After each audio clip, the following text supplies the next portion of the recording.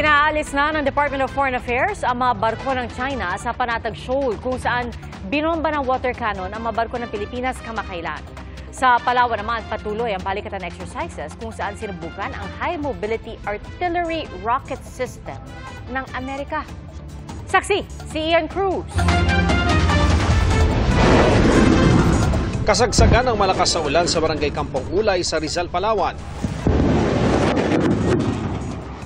Umalingaw-ngaw ang putok ng rocket mula sa High Mobility Artillery Rocket System o HIMARS ng US Army.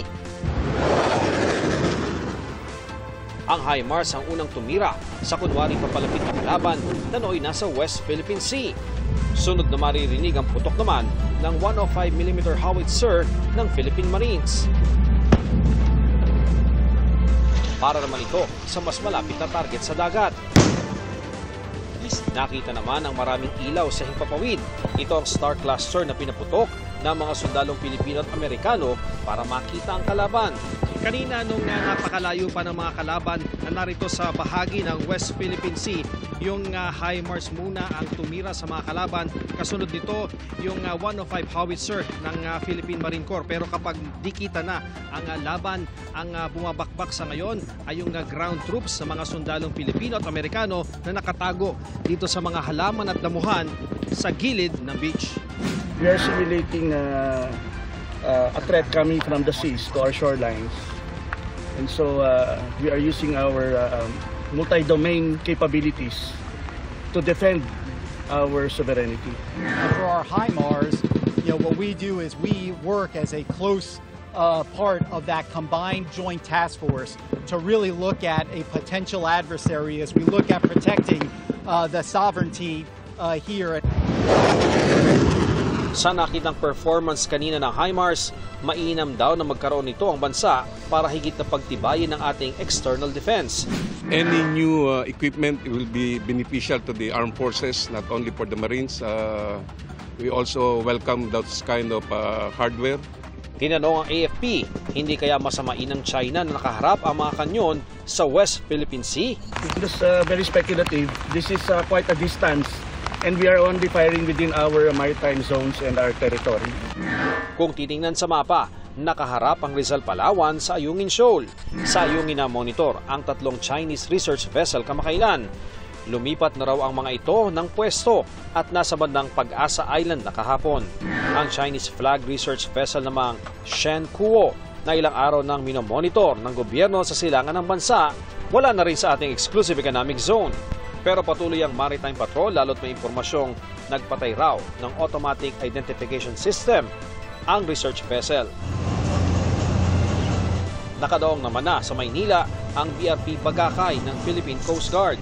Gagawaran ng parangal ang crew ng barko na isa sa mga binomba ng water cannon ng China sa Panatag Shoal o Bajo de Masinloc.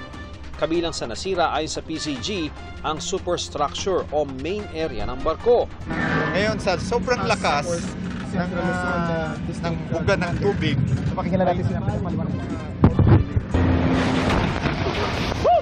Ipinatawag na ng DFA ang Deputy Chief of Mission ng Chinese Embassy dahil sa pangharas sa BRP Bagakay ng PCG at BRP Datu Bancao ng BFAR. Nanawagan din ng Pilipinas na umalis na ang mga barko ng China sa Panatag Shoal. Sagot din ng Chinese Embassy, bahagi ng kanilang teritoryo ang Wangyan daw na tawag nila sa Panatag. Naghain na raw sila ng protesta sa Beijing at sa Maynila para itigil ng Pilipinas ang pag-uudyok nito. Sinagot din ng China ang pahayag ng National Task Force on the West Philippine Sea na hinarangan ng China ang isang humanitarian mission para tulungan ang mga mangingisdang Pinoy. Sabi ng Chinese Embassy, mula nung mapagkasundoan daw ang temporary special agreement ng China at Pilipinas noong 2016, hindi naging issue ang pangingisda ng mga Pinoy sa designated areas. Sa kasunduan, may designated waters daw kung saan pwedeng mangisda ang mga Pinoy maliban sa lagoon ng Panatag. Hindi rin daw pwedeng pumasok ang AFP, PCG at iba pang government vessel at aircraft sa loob ng 12 nautical miles ng Panatag Shoal. Pero hindi raw sumusunod dito ang kasalukuyang administrasyon. Wala pang bagong pahayag ang DFA tungkol dito. Pero dati na nilang sinabi na walang pinapasok na kasunduan ng Pilipinas na nag-aabandona sa sovereign rights at jurisdiction ito sa ating EEZ.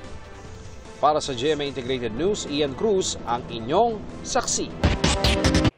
Mga kapuso, sama-sama tayong maging saksi. Mag-subscribe sa GMA Integrated News sa YouTube at para sa mga kapuso abroad, samahan niyo kami sa GMA Pinoy TV at sa www.gmanews.tv.